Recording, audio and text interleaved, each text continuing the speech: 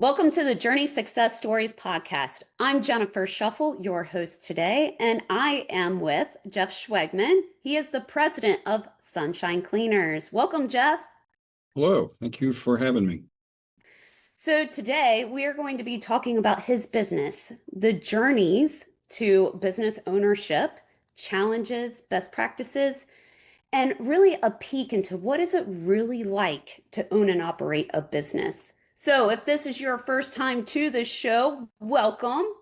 But be sure to like and subscribe as we want you to get notifications when a new show or conversations like this one drops. So Jeff, welcome to the show. Thank you for being here today. And I would love for you to tell everyone about yourself and the business and really what you do. Well, thank you again for having me. We own a dry cleaning company. It was established in 1946 by my great-grandfather, who ran it until his death. He died early. And then my grandfather left college to go and run it with his mother. And then they brought in a partner, a guy named Bill Krieb, and they ran it together for a long time. And then Bill retired. And then my dad and my uncles came into the business, and then I bought it from them. So I am the fourth generation to own and operate our family's business. It's been primarily a dry cleaners the entire time, but now we also have expanded our services, and we provide leather cleaning and wedding dress cleaning, which is what we specialize in. So we've been doing that for 75 years. That is so awesome. By the way, do you know the statistics around fourth generation businesses and how successful those are generally? Oh God, I hope it's good. No, it's actually the statistics of one getting out of first generation, let alone going to a second with that transition, is very, very low. So the fact that you're in a fourth generation really speaks volumes of you guys and everything that you've gone. But it's not sunshine and rainbows throughout that time. So I know like there are all sorts of ups and downs. So sometimes you got to slow down to go fast and to grow. So share with us some of the obstacles that you guys have overcome and really just, yeah, pushed through and grew during some of these challenging times. Um, yeah, so in my time here, we've been through two recessions and COVID. So I do think it's a testament that we're still here. But really that's because we've never really strayed too far from our core competencies. And even though you should always diversify your income streams and try to have different sources of revenue, we've never really strayed away from what we're good at. We've been blessed with a really good group of employees, long-term employees that have worked with us for, we have some that have worked for us for more than 30 years. And so we've been blessed. We treat all of our employees just like we want to be treated. We're understanding. And so that's made us successful. But other different points is that dry cleaning used to be an essential part of any person's business life, taking care of their clothes, getting their suits and dresses pressed and cleaned. And that's changed because of the way clothes are made. Much more stuff can be made to clean at home. But it's really now become like other services where you're buying back time. So, you're not doing your own laundry, you're not doing your own ironing, you're letting somebody else manage your wardrobe. And dry cleaners now are selling their services that way instead of an essential service. It's now not a luxury, but it's just part of maintaining their business persona, what they look like. And so for dry cleaners, that's what we've done. But for us, we expanded our services in the 70s, way before I was born. And that's the leather and leather cleaning industry, which we focus on leather jackets and leather garments. And surprisingly, leather is in big fashion right now. And so the big designers, the L'Oreal Pianos of the world, the Gucci's of the world, leather is a staple in their fashion. So if it becomes a staple there, then it'll trickle down to more economical brands as well. And then the wedding gown services, there's on average between 2 million to 3 million weddings a year. So somewhere in there each year. And that's more wedding dresses than we could ever dream of cleaning. So that market's, 3 different markets, 3 different services. That's what we do. So, one of the things that you guys have done, because here in our region, you guys used to have multiple storefronts. Mhm. And so you guys have diversified more from the retail. Like, share with us your thought process around that decision and going from where you guys were to where you are today.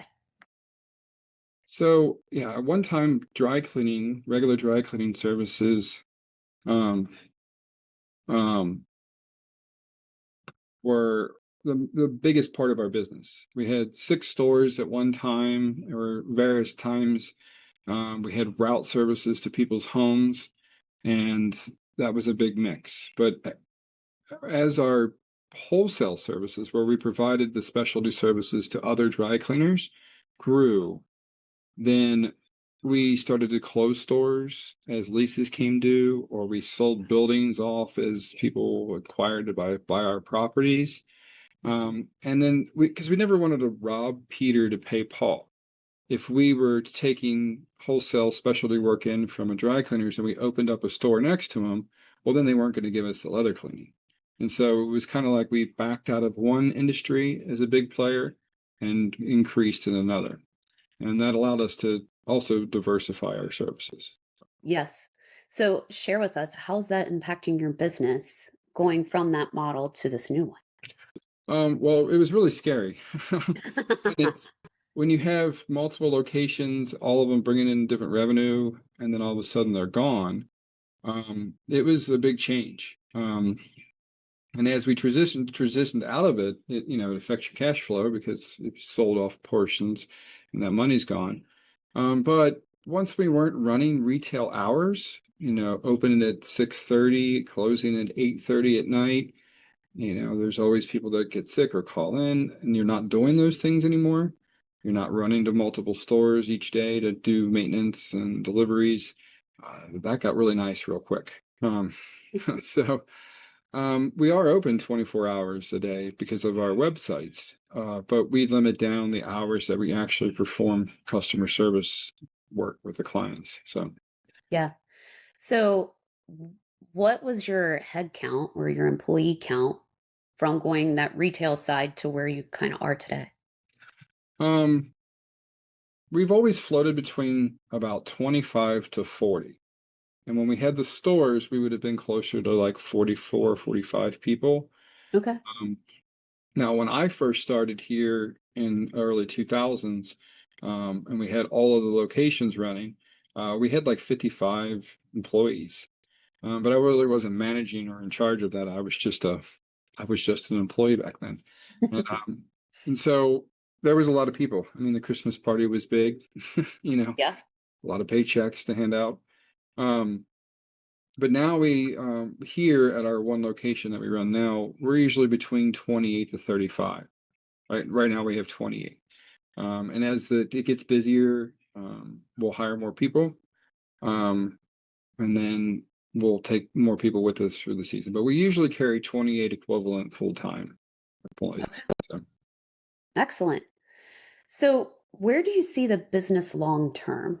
So, even if you were to think 5 years from now, I've showed up, what does it look like then versus where you are now? that's interesting because um sorry, here the dry cleaning industry continues to change. So when I say dry cleaning industry, I talk about like just pants, shirts, and suits, those sort of things. Um, And Mhm. since we're not a big player in our market here for that, that probably won't change much for us. Mhm. Honestly, we'll probably get pushed to the side a little bit if somebody decides to come in and do more home delivery because we don't do that here. For the leather business, where we do leather cleaning work, there's only 5 of us left in the country that are our true specialists that do it the right way. Um, and there's really no competition. I mean, there is. Our biggest competitor is always the closet. Like people just put it in their closet and never look at it. But as far as competing with each other, there's not just so many of us left in a national market. So, um, but leather is more, it goes up and down with fashion. So if leather goes out of fashion, then that we can't control that. Now on the wedding dress side, like I said earlier, there's 2 to 3 million weddings a year, and we only clean 6 to 7 thousand wedding dresses of millions. So the market potential is really big on that side.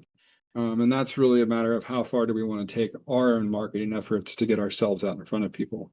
Mm. And so there's a lot of opportunity there. So do you find yourselves maybe going to, I don't know, some of these bridal shows and trying to showcase and to get some of that lead generation? hmm So we try to find multiple ways to bring the services to us. We do go to shows, um, and sometimes that's successful. Um, when we go to the shows, we sell our services a little bit different. We usually sell it as a gift that somebody can give, because it's a cleaning a wedding dress and preserving it in a heirloom package. And so that's kind of how we do that at the shows. We'll sell it as a gift. When we go to wholesale shows, then we're trying to sell our services that somebody's going to resell. And we do find that we can sell that on that's more, it has more potential for larger sales. So if we go to a bridal salon and we sell our service to them, then they're more likely to sell it multiple times. Absolutely. So, for example, we're in Cincinnati, so there is the Cincinnati Bridal Show, and we've had some success there. But generally, we're just trying to cover the cost of the booth. And so it depends. Sometimes it's a good year, sometimes it's not. Um, Most of our sales for the wedding dresses is done through um, social media and Google, where people search it for it, and then they come to our website, and that's how we find them. So with an ever-changing market, depending upon fashion and what's going on, what is your like top priority for the challenge in the business today? Well, and the market challenge is really awareness. That's the biggest challenge, and is that people are aware of your service. Um, you know, we have a whole generation of people that came through COVID and are now adults, and so wearing leisure wear was just completely acceptable to that generation, and that's what us parents taught them, and that's what they know. But that's changing now, where a lot of financial firms, all law offices, a lot of architects firms are going back to formal Mhm. attire, because what they found is that they lost culture while these people were working from home, um, and now they're trying to rebuild their company's culture because people have left and that culture left with people, so they have to rebuild it. So we're finding that the service is being demanded more, and then also younger people tend to not buy as much, but they buy nicer. So they might not buy an inexpensive pair of jeans. They buy, they don't have 5 pairs of inexpensive jeans. They have one pair of expensive pants, and they want to take care of them, and they do seek it out. But still, that's awareness and putting ourselves out there so that they can find us. And that applies to all of our services, that people have to find us. So, how are you trying to bridge that gap and create that awareness for people to really come to you to get that service done? Um, a lot of time and money spent with a marketing company that manages um, our Google AdWords. And honestly, our Google AdWords has been our most successful way to get ourselves in front of people. And it's just like a telephone book 25 years ago, you paid for a bigger ad spot. And it's the same thing now. We find that we can get a lot of views if we advertise on Facebook or Instagram, Reddit, Pinterest. We get a lot of views, but they don't always translate to sales. Hmm. But we do have a correlation that if the more we spend on Google AdWords and well-written ads that are targeted, that we do find a correlation of what we spend equals a certain amount of revenue. And so that's where most of our focuses are. And we used to do that in-house for the longest time, but it's just too much to manage. So now we have a company that manages for us. So I love this. So targeted. It's a particular word that you used. Of course, it rang very true to me. Now that you've diversified and you have multiple value streams, are you using more the wholesale side or are you starting to tap more into that retail side? Like, who is your target market now, especially because things are shifting? um, so we work on a wholesale level and direct to consumer level, selling the same service under different brand names. So we can increase our revenue the fastest by adding wholesale clients that are then selling our services again to their end user customers. Yeah. However, the best opportunity for consistent growth is direct to consumer because it's also the most beneficial because we get a retail dollar point instead of a wholesale dollar. So, for Yes. example, at wholesale, we charge $52 to clean a leather jacket. Uh, Mhm. at retail direct to consumer, it's 106. So there's a significant difference in the dollar amount that we collect on the websites. And since we're working directly with the customer, it's a one-time sale most of the time, and the interactions tend to be short. Um, and so there's benefits to both sides of the retail and wholesale model. But overall, in the future, we'll focus more on direct to consumer. So, Absolutely. Well, and just to be clear for maybe some of our listeners, just because it may be 106 at Sunshine Cleaners doesn't mean you're still paying 106 with that other person because Jeff's only getting a portion of that because of the markup that the other right. the other company is actually taking. Right. So I don't want people to be like, oh, well, I'll go to the wholesale side every day. No, that's not Yeah. it. It's not Well, enough. yeah, there's requirements for the wholesale side too. You have to be a Right. business, and you know, and because they're giving us volume, right? Hmm. So if we sell a wholesale client, they're going to send us 100 jackets a year, where a retail customer is going to send us one, maybe two.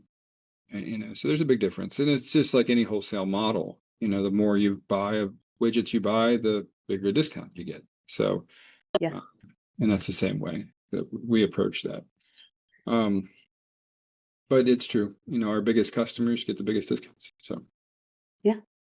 So as the shift starts to happen more to direct to consumer or customer, what does that mean to you personally and your personal life? Because we had the retail side, we kind of took that piece out. Like, what does that now kind of look like as we start to maybe transition a little bit again? um, we still run our front counter here as a traditional dry cleaners, and it's got traditional retail hours.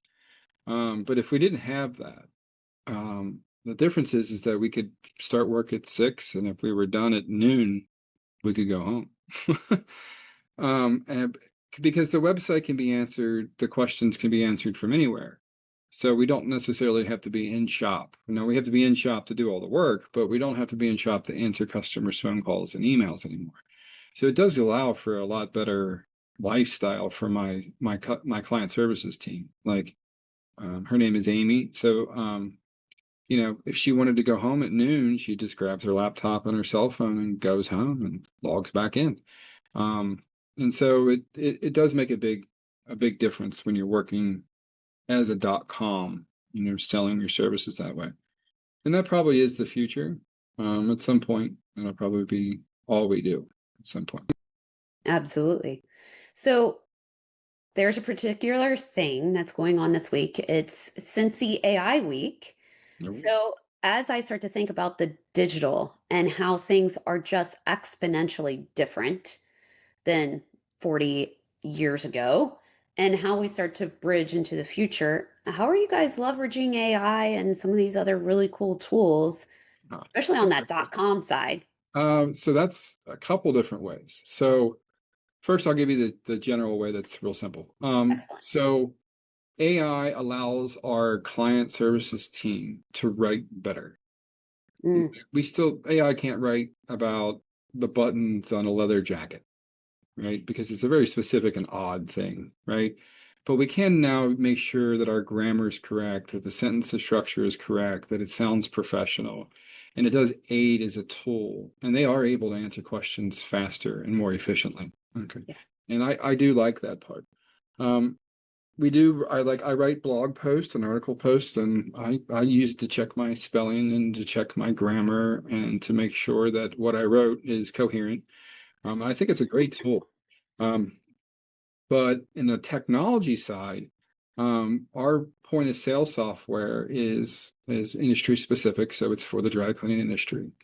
And we actually take photographs of every person's clothes. So we have a narrative, item description, what it is, color, size, brand that we put in there. But we also have a photograph of everybody's clothes. The new tool that is almost ready to be used, we won't even have to describe the clothes anymore. We'll basically be able to hold it up in front of a camera. It'll take a picture of your garment and it'll enter it into your account by name, color, size, and everything. And the AI is about 85% accurate right now. So what that does for us is that check-in and inventory control are a significant portion of what we do every day, making sure that people's clothes are on their account, they belong to them, that they get their clothes back. And so if we can just now put it on a hanger and now it goes down a conveyor belt and just boom, boom, boom, it checks it all in for us. That's a big savings for us in production, and especially when it's harder to find good employees. So that part's really cool. Another part that they're adding is the automated assembly. So we in a lot of plants now, and this is already in the industry, they don't even have people assorting the orders. They scan a little barcode that's been installed on the piece, and they just hang it on a rack. And the computer system then sorts and puts everything in order.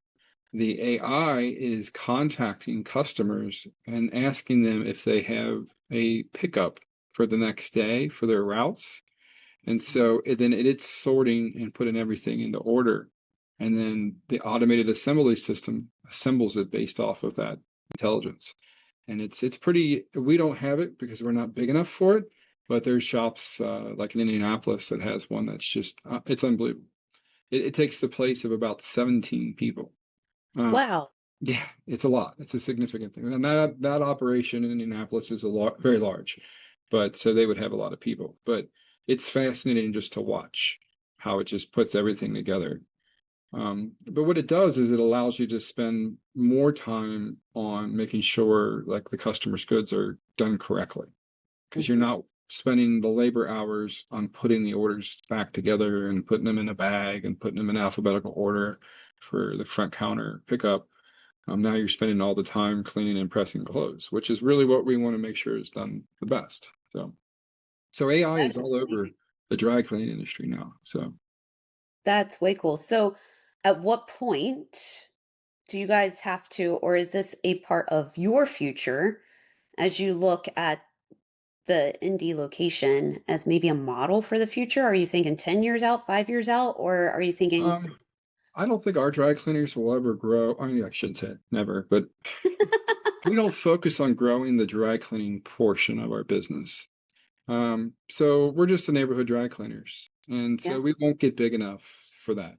Now there is some automation that we could use for building orders that uses part of that big operations system, um, and we probably will next 2 or 3 years probably get into doing some of that.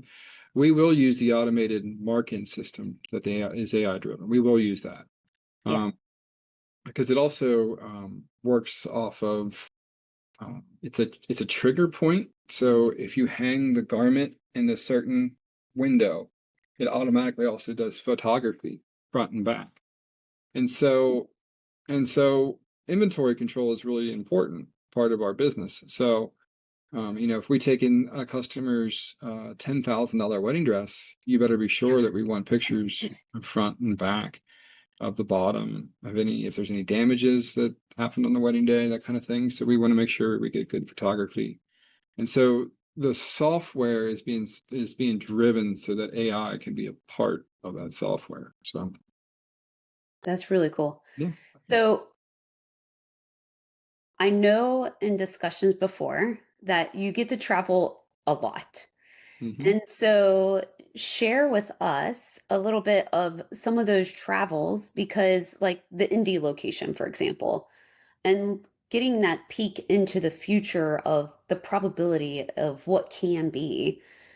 I guess tell us a little bit about the industry a little bit more and really kind of how big it really is. Well, I was on the trade association's board for a long time. So that's called the Dry Cleaning and Laundry Institute. And that's what encompasses the trade association and the school. So where you can go to learn to be a dry cleaner. Um, and so some of the biggest things are um, self-service automation. Okay, so you can go, like I saw a store in Indianapolis that is fully unmanned. It's done through a kiosk that has it would be described as the largest walk-in closet you've ever seen. That has a computer that controls everything. So basically, what it does is you walk up and you type in your cell phone number. It brings up your account. You put in your PIN, and the system just starts moving the conveyors, and it brings you your clothes. And then the little arm puts the clothes into the little hang thing, and then it opens the door, and you can get your clothes out. And at the same time, while your clothes are being brought forward, you tell it, like, I have clothes to drop off, and it prints out a little receipt. The hopper opens up, you dump your clothes into a bag, the receipt goes in the bag, and then it shuts the door, and then it secures the clothes. And so the whole thing can be ran without people there, and it's open 24 hours a day, 365 days a year. And so what that's done is it's allowed dry cleaners to use smaller footprint retail locations when there's a time of raising rents. And so now where we were being forced out of, good locations next to grocery stores and banks and Target, being next to Target's a good one. So we just couldn't afford the rents. Well, now that they can use a smaller footprint and it's unmanned, the dry cleaners can now get it back into those retail spots, and then also can cohabitate spots. So if there's maybe a local bookstore doesn't need the full 2,000 square feet, they're finding where they can cohabitate with another business that does need that space, but now you're sharing rent. And so there's a lot of neat stuff that I've seen traveling with that, and then where the engineers and designers are coming up with clever ways to do things like that. Um, that would be the coolest thing. A lot of times though, when I travel, sometimes like I just went to Richmond, Virginia to a great conference, but we never left the DoubleTree Inn. So I couldn't tell you what Richmond looks like other than the airport and that DoubleTree Inn. And sometimes it's more exciting. Like we're going to go to Orlando in August for our international convention, and there'll be about 12,000 people at that one. And that one's the really big trade show. And that one's a lot of fun, especially since it'll be in Orlando. That'll be fun. So Yeah. I'll get to see Are more. you extending on that one? I'm gonna go see Mickey. Excellent. So, we'll go over there probably a day.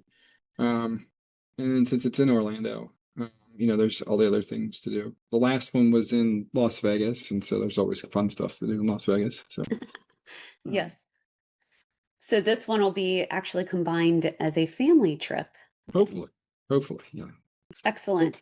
We have I'm to sure look the at we boys gotta look will. at soccer schedules and everything. So, Yep. Understood. So, what has been your approach to goal setting? You don't get to where you are and diversify without goal setting. So, share with us a little bit around your setting goals. um, that's a great question.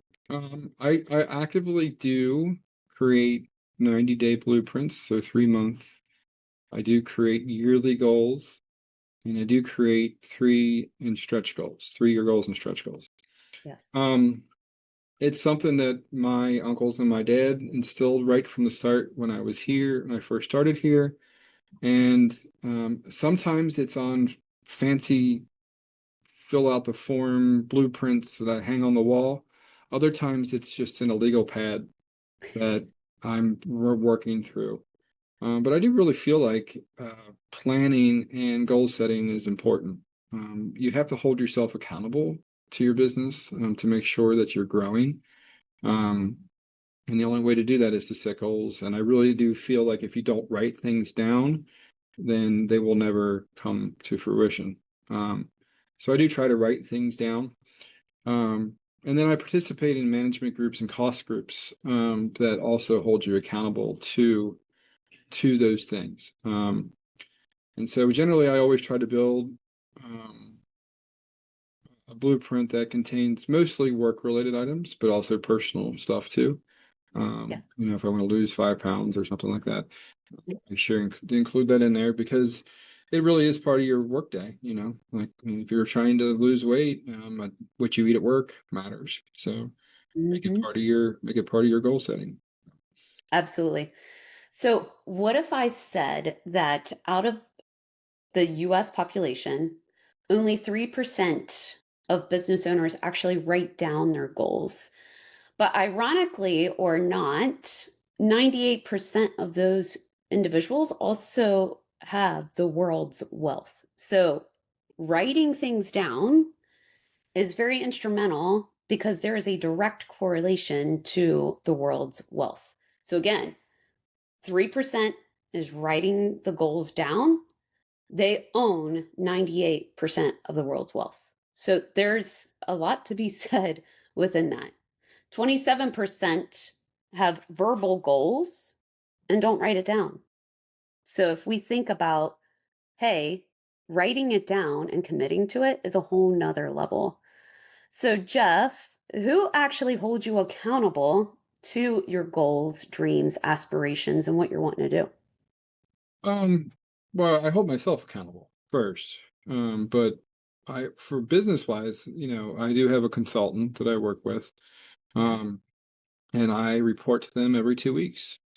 And I share with them a document that they can see and they can see what I'm working on.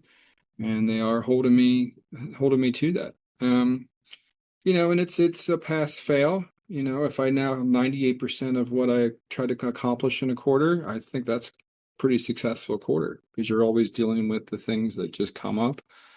Um, but I also have my management team here. They have to do a blueprint as well. They have to do it each quarter also. Now theirs isn't as extensive as mine is, but they do have to show me that they wrote it down. They have to turn it in, and I do hold their feet to the fire to accomplish it. And some of the goals are pretty simple. Like one of Amy gave me one where she wanted to reorganize her filing cabinet, and I was like, okay, that's pretty. Seems like that should be pretty easy until I saw her filing cabinet and was like, oh, okay, that's going to take more than a day. And it's kind of those kind of things. But also if they set goals, sometimes they need to hold me to accountable because they need help to get to their goal. So it all works together so that we can accomplish what we want. But goal setting is important. Mhm. as Yeah. far as it goes with family, paying those tuition bills and making sure everything's taken care of is plenty of accountability. So, Yes. um, Yes. but yeah, that's what we do. Awesome. All right. So I have some rapid fire questions. Are you ready? I'm ready. All right. Excellent. You kind of dabbled on this one a little bit, but what is the key to success for you? Um, I guess the really watered down version would be that um, I can easily pay the bills and easily manage time. That seems like success to me. Everybody wants to be the billionaire. Everybody wants to have all those things, but really is like if I'm managing the business well and we're making money and the bills are getting paid, that's going to trickle down into my family, and then I know that my family is going to do well as well. And then if I can balance my time well, then I find that to be successful. So Excellent. So, what is one piece of advice that you would give to other business owners? you can't change what you don't measure. So measure everything. Do the hard stuff first. Mm, And there's always a resolution at there. You'll find good resolutions at the end of hard conversations. So, if you do those things, you measure, do the hard stuff, and don't avoid conflict, then you'll find success at the end of those things. I And feel like you just did a mic drop. It's usually the people that hide from the numbers that find themselves in trouble. It's usually people who put off the hard work that finds themselves in trouble. And it's the people that ignore their customers' complaints that find themselves in trouble. So if you just do the opposite, then you'll find success. Yeah, you totally just did a mic drop. I love that. So It that's was, not all me. That's what I've learned and been taught. So, you know, yeah. And sometimes we find these learnings through just hard knocks. yes, yes. So, and sometimes it comes from a meme. So, you know, um, but it's true. It is true. I mean, the Sid Tuckman was a business consultant, leader, pioneer of our industry. Won all the awards for you know everything in the dry cleaning industry. But he was always very big on measuring what you're doing. By being accountable to your numbers, everything else will fall into place because you can't manage your labor percentage if you don't manage the people. And so, if you're going to hold that number accountable, then you have to have the conversation with the people. And so, and then, doing the hard stuff first has always just been something that do the hard things first thing in the morning. And then the rest of the day will be easy after that. So, Absolutely. Very well said. All right. So, what is a book or podcast you're reading or listening to right now? oh, I prepared for that one. I just read The Truth About Business by Dana Derricks. It's exposing the truth that the top 1% doesn't want you to know. And I really liked this book. Um, it talks about the value ladder and all different little things and it's pretty it's pretty motivational, I think. Yeah. So that was good. I've enjoyed that one. I literally opened and closed it so much that it's falling apart. Um, so, and I found a bookmark that I used was with the headphones from the airplane. So I don't remember which plane it was, but Even better. So, here's a fun question for you. If there could be a little bit of magic dust that you sprinkle over one spot of the business, what would it be? oh. Um, I probably would say it's so hard to hire good people. Mhm. And if I had magic dust to build out my team, that's where I would spend it. Because I know if I have the right people in the right place that we'll find success. But that's the hardest thing to do because it also has a lot of hard conversations. Everybody's heard the thing where you hire slow, fire fast, Yes. and that's doing the hard stuff. That's having the hard conversations, and so and then for me personally, I always have a hard time letting people go because I just feel bad about it. But honestly, building your team and your business is so important that you can set yourself back months, years by not acknowledging that you have the wrong person in the wrong place. And I've done that to myself. I'm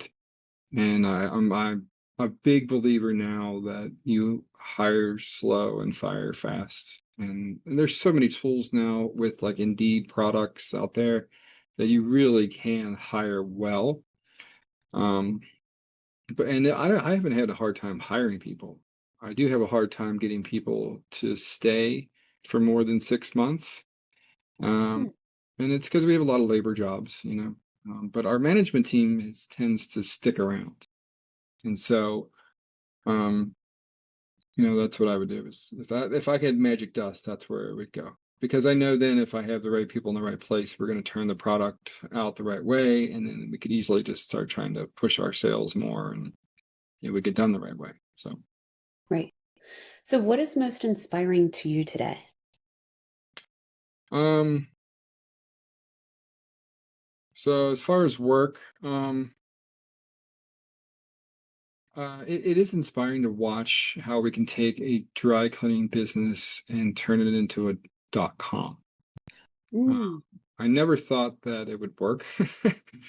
um, and we have the model that we use, it works. And you know, I always thought that we would have to have more trucks on the road, more cities drive further away to get the work, figure out how to use depots to depot it back.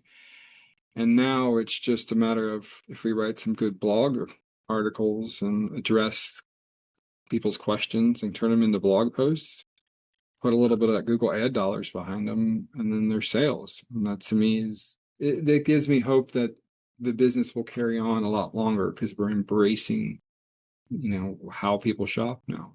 So yeah, that's awesome. So, before we get to the final question of the day, share with our audience how they can follow you, learn more, and even contact you. yeah. So our company is sunshinecleaners.com. And if you go to that website, all of our brands and everything are on the website. So if you're going to find us for leather services or wedding dress services, you can click through there.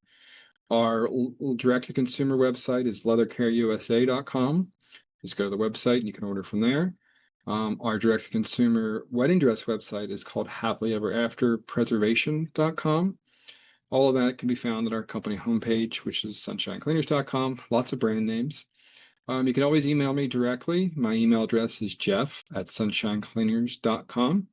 And if you call into the shop, the number there is 1-800-232-0792. Amy will answer the phone, and Amy always knows where Jeff is. So, which is, we always say in the plant, she's the only one that knows where I'm always at. So, but yeah, just give us email is usually in text is all available on the website. So So, little fun fact, I had my wedding gown preserved by Sunshine Cleaners back in the day, because Matt and I are coming up on 24 years of wedded bliss. He would totally tell you that.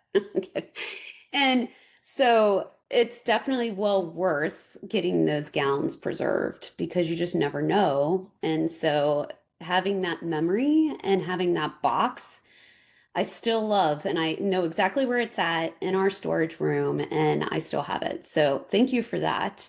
But yeah, I it makes a great encourage gift. others to definitely do it. Yeah, it's a good gift to give to people too, because it's something they haven't thought of. Yeah. During the wedding, like what are we going to do with this big expensive gown? And then it's really popular now too. We're seeing people open up dresses that we cleaned 30 years ago, Yeah. before I was even here. And styles change, and sometimes the new bride doesn't fit, but there's There's a whole kinds of services now that restyle the dresses, and that's been something that we've been part of. Not necessarily doing the alterations and work like that, because that's not really what we do, but we do clean them and get them ready for the alterations place. So we'll open them up, re-clean them, so that the fabric is ready to be made into something else. So that's been an interesting new thing in wedding dresses. Yes. And that was always the game plan. I know quite a few brides who have done that. And so definitely everyone get your gowns preserved, and save them for another day. So, final question. I'm sure our audience sees these plants, so it's kind of a fun question. So tell us about your green thumb here. I know you've probably got great oxygen in this office that you have. So tell us a little bit more. It actually started with, you can see it over my shoulder. Right here is a picture of my grandfather. And then this plant right here was started from an arrangement that was given to us at his funeral. And I always gardened with Grandpa at his home up until he couldn't do it anymore. And so he kind of gave me the green thumb.